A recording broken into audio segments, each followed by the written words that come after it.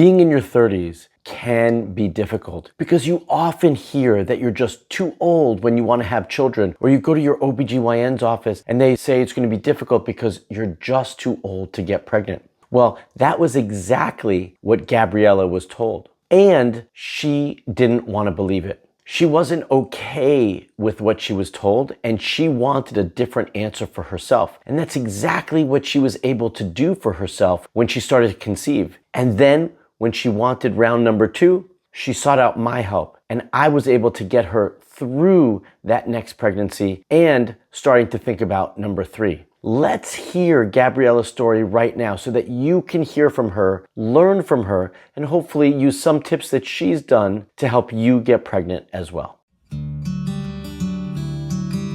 My name is Dr. Marc Sklar, also known as the fertility expert, and I've been working with couples for over 19 years through my online coaching programs and right here in San Diego at my clinic. And this story, Gabriela's story, is one that hits home to me for so many reasons. One is because I just don't think you're too old when you're 30 or in your 30s. And I do believe that you still can get pregnant and have so much opportunity to get pregnant. But that's not what she was told. It also hits home to me because I've worked with Gabriela in multiple ways. She saw me personally in my San Diego clinic, and I've worked with her virtually online as well. And I know that when you get the right support, like she was able to get, and when you believe in yourself, like she believed in herself, that you can achieve the pregnancy of your dreams. So let's hear from Gabriela right now. All right, so my name is Gabriela. So the first time that we tried to start our family for a routine checkup, and it turns out that I had a polyp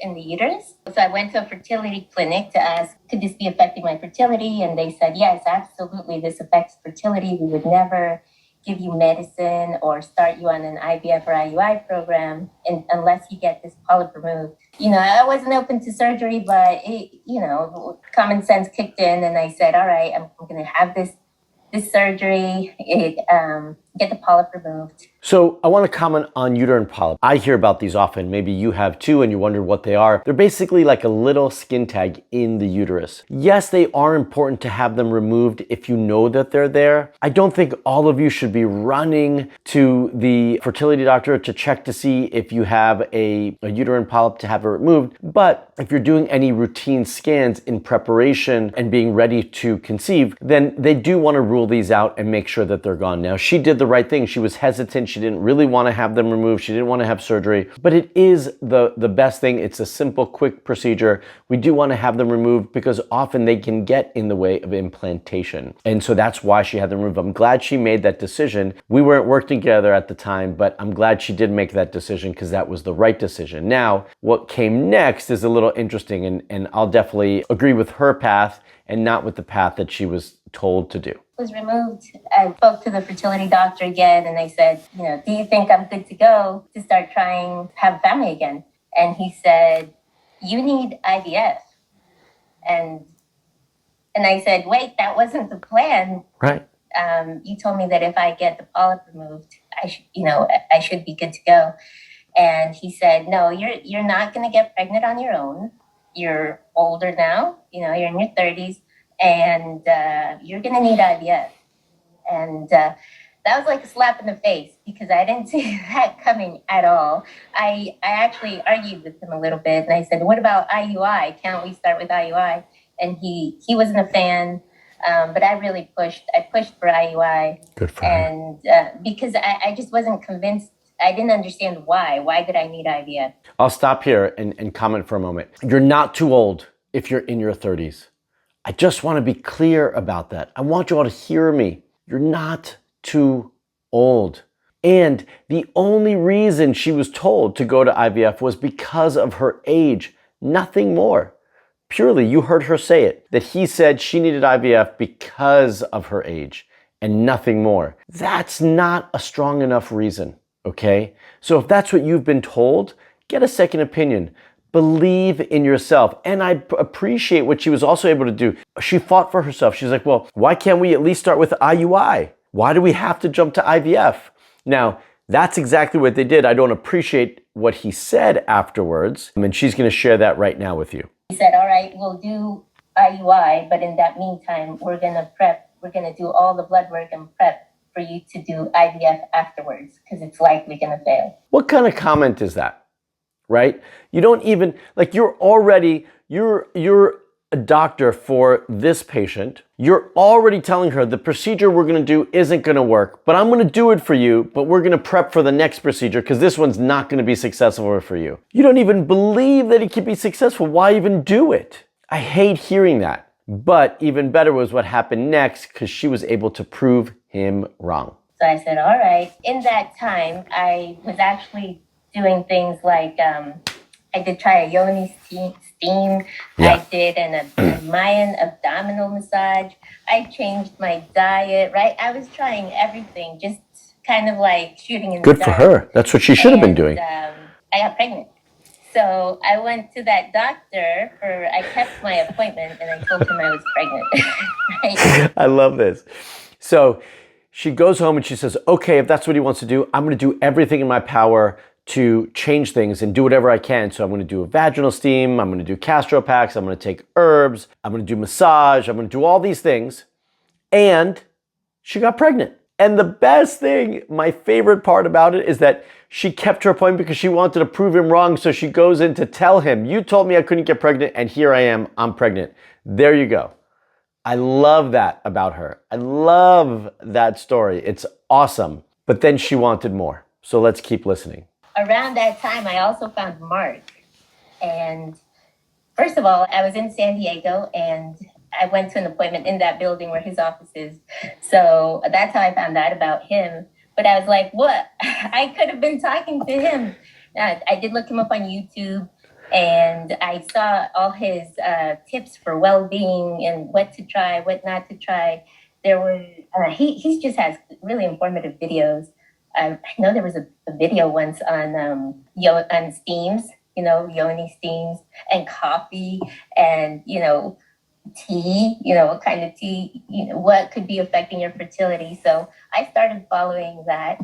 And as we were ready to expand our family, I said, I'm going to call him just in case, because I don't want to talk to a fertility doctor. So I want to just comment here. If you are in San Diego, you're welcome to visit me and my team in our San Diego clinic. But if you're not in San Diego, then we would invite you to join my Hope coaching program, which is the way that I work with couples all over the world to coach them virtually to support them through their fertility journey. Now, the funny thing about Gabriela is that I've done it in both ways with her. That's right. So she started seeing me here in San Diego, but then she moved to the East Coast of the United States and we transitioned to working virtually. So that can happen. And that's exactly what happened for her. I was scared. I actually didn't call Marc right away. I watched his YouTubes for a while because I was scared that he would give me more bad news. Like the first round was already kind of heartbreaking. And so eventually I got the courage to call Marc and he ran my blood work and he said, Gabriela, you have thyroid antibodies. Mm-hmm. And I also shared with him the lab. I want to comment here. So in the last video, we talked about thyroid issues. One of the bigger issues that I found for Gabriela was her thyroid, and specifically her thyroid antibodies. And supporting her thyroid and trying to lower her thyroid antibodies was really, really important. I do think this was a variable for her in the past. And when she was trying for her next child, that's exactly one of the bigger variables that we needed to address. I actually think for her, this started after her pregnancy, which is very common to see. But this is such an important piece and something that always still needs to be addressed for us, but is often overlooked, like I mentioned last week. So for Gabriela, this was one of the bigger variables. Now, she did share, as she's about to mention, she did share all her other labs as well. Somewhere in there was information on the position of the uterus, right? So he said, when the uterus is in this position, this is what you want to do. He started talking about tips on what to do for people who have a uterus in that position. We talked about blood work. We talked about supplements for the thyroid. We talked about tips on like lifestyle changes for the thyroid. Before she gives the clue there, she's about to, I think. Yeah, so with her, I did not feel, as opposed to her previous fertility doctor, I did not feel that she had issues with egg quality or ovarian reserve. I thought her main issues were twofold. One was her thyroid, like we mentioned, and two was the position of her uterus. That's right. Her uterus was positioned retroverted, which means that it is tilted backwards. That's right. The cervix is tilted backwards. And that changes, I believe, the way she should be having intercourse, the position she should be having intercourse to conceive and get pregnant. And I've done several videos on this topic. You can go and watch those after you're done with this, which tells you that which position you should be having intercourse in depending on the position of your cervix. And that was the coaching that she was alluding to. She wasn't quite comfortable talking about that, but I am, which is why I'm mentioning it. So I was giving her specific suggestions on how to do that based on the position of her cervix, which can be very important for natural conception. I followed his instructions to the T. Those supplements were at my door quickly, and I started taking them. And he just gave me a lot of encouragement. About 6 weeks later, for our next appointment, I was like, Marc, I'm pregnant. And he was just really excited. But of course, with the thyroid issue that I had, we still had to proceed with caution. You know, there was that question, like, will I stay pregnant? Will I have to try again? So this is important for multiple reasons. One is she was able to follow through in a short period of time, listen to my suggestions, start taking the supplements, changing her lifestyle and her diet, changing the position that she had intercourse. And then next time she ovulated, she conceived. That was awesome. But because of her thyroid antibodies, her job wasn't done. Our job wasn't done. She still needed to make sure that she was able to hold her pregnancy through that first trimester and beyond. And so we just needed to make sure we were managing that properly into the future. And that's also important for all of you. Once you get pregnant, we want to make sure that we're holding that pregnancy, which is why looking at all these different variables and supporting them the right way is so important. And so I just kept checking in with Marc. And I have a healthy baby boy. Yay! So that Thanksgiving, I remember emailing Marc, and I was like, I'm just grateful for you, you know? Oh. Because it was just, the second round was such a different experience from the first round. The first round was a lot of heartbreak. I thought I was old. I thought, you know, how much money is this going to be? What are we talking? How many thousands? And with Marc, it was different. There's a lot of encouragement. There is information. You do this, try this, stay away from this. And it was just a joyous experience as opposed to stressful.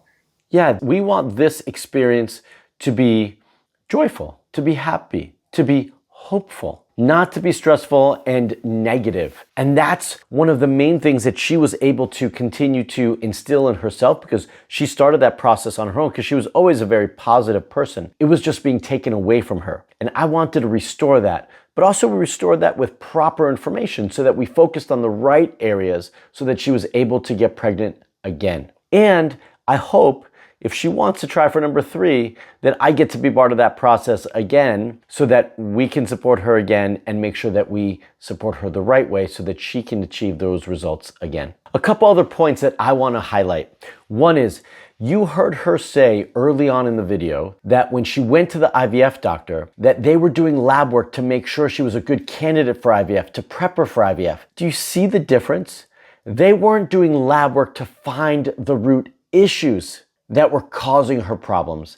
They were doing lab work for IVF. Those are different things. That's a completely different mindset and approach. And she had the wherewithal to recognize that she needed better, that she needed more to get the results that she wanted. And I want all of you to feel the same way, that the blood work that you're getting shouldn't be specifically dictated towards having a successful IVF cycle if that's not what you want to do. It should be towards finding out what's wrong. That's the most important thing. And the second thing that I want to mention, aside from all the others that I've already mentioned, is maybe you're just like Gabriela. Maybe you've been doing some things on your own. Maybe you've seen an IVF doctor. Maybe you've been following my videos on YouTube for a while. But just like Gabriela, odds are that you need more support, that you need help figuring out the root causes. If she didn't reach out to me, she would never have known that she had thyroid issues and thyroid antibodies were positive. She would never have known what sexual positions were the right position for her based on the position of her cervix and uterus. You might be in the same situation and you might need more support, more specific support for you. The fortunate thing is you can get that right here with me and my team. If you are interested in getting the right support, the individualized support that you deserve, and you've been trying for a while and are tired of doing it all on your own, then I want to invite you to apply to join my Hope Fertility Coaching Program. Once you apply, you'll set up a call to talk with my team to see if we're the right fit to support you. All you have to do is use the link in the description below. I also want to invite all of you to my next free training. That's right, it's a live training with me to teach you about fertility and fertility coaching and to help answer your questions during that live. It's December 9th. If you want to register and join me for that free training, use the link in the description below. What did you like about this video? What did you find impactful from Gabriela's story? What's maybe the one or two things that really stuck out for you? I want to hear from you.